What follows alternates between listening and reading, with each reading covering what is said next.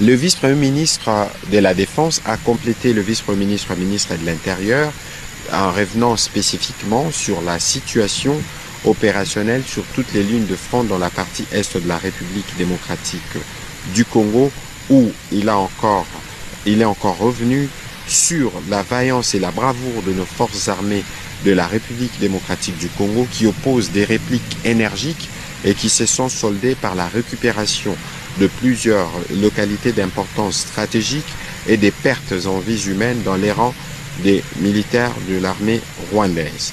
Et leur contre-offensive se poursuit sans désemparer.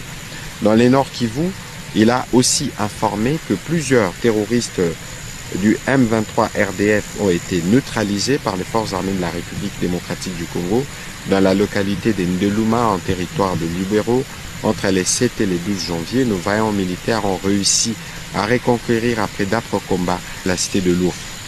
En territoire de Massissi et Walikale, les forces armées de la République démocratique du Congo continuent leur action avec détermination pour empêcher l'ennemi, malgré ses renforts en armes et en matériel venus du Rwanda, d'atteindre son objectif d'expansion.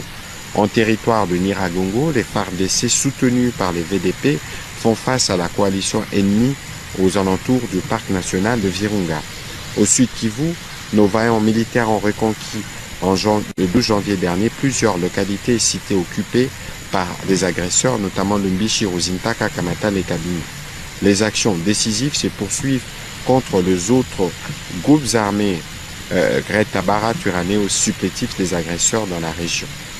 En Ituri, les dispositifs opérationnels restent en alerte et la traque contre le milicien Codeco et ADF-MTM se poursuit.